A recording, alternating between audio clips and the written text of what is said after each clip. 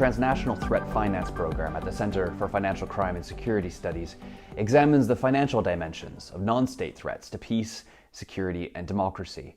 And there's no clearer manifestation of that purpose than our work on rethinking approaches to countering terrorism financing. The Global Counterterrorism Financing, or CTF, regime was devised in the immediate aftermath of 9/11 to respond to a particular problem: how to preclude transnational jihadism from using the global financial system to fund its operations.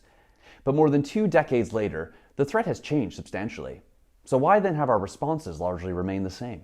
Across much of the Western world, Islamist extremism now contends with the far right for our attention and CTF resources. In Canada, New Zealand, the UK, and elsewhere, governments have taken the bold step to include violent far-right groups on domestic lists of terrorist entities. These designations indicate a growing acceptance among policymakers that the far-right threat can be confronted using the very same CTF tools used to suppress jihadist terrorism. But this would be a mistake. Far-right violence is most likely to manifest in attacks by what we call self-activating terrorists. These are individuals or small cells that are operationally autonomous in determining their targets and how attacks are prepared and financed. Oftentimes, attackers will make use of everyday and sometimes homemade weapons, which are cheap to acquire and need only modest funds to procure. These unsuspecting purchases can be covered with equally unsuspecting funds that usually come from attackers' own pockets, and which crucially fail to draw attention of financial institutions that are on the lookout for suspected terrorism financing.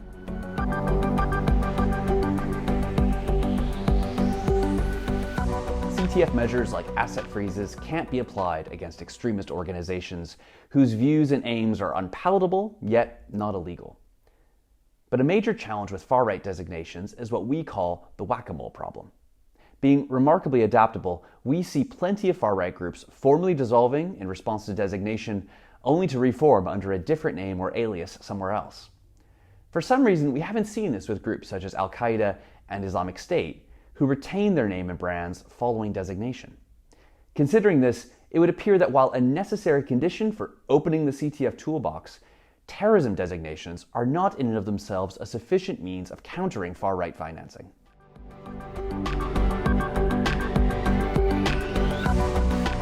Armed with ill-suited CTF tools, we remain vulnerable to a far-right threat that manages to bankroll violence and propaganda with little resistance. To counter far-right financing, we need a CTF rethink, which means not trying to force a far-right shaped peg into a jihadi shaped hole.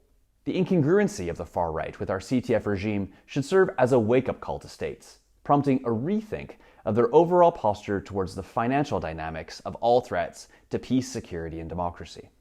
We should ask ourselves if the CTF regime is suitable or even the ideal framework for designing responses to terrorism financing and other security threats.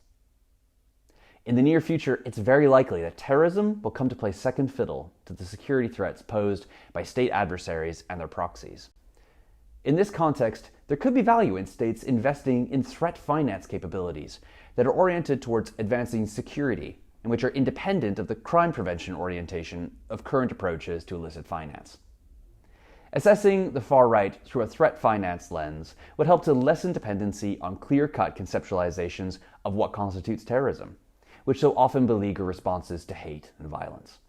If determined in a predefined, transparent, and lawful manner, the financing of right-wing extremism which falls short of terrorism and is considered a threat to democracy or security should be able to be met with the same responses as prescribed terrorist groups.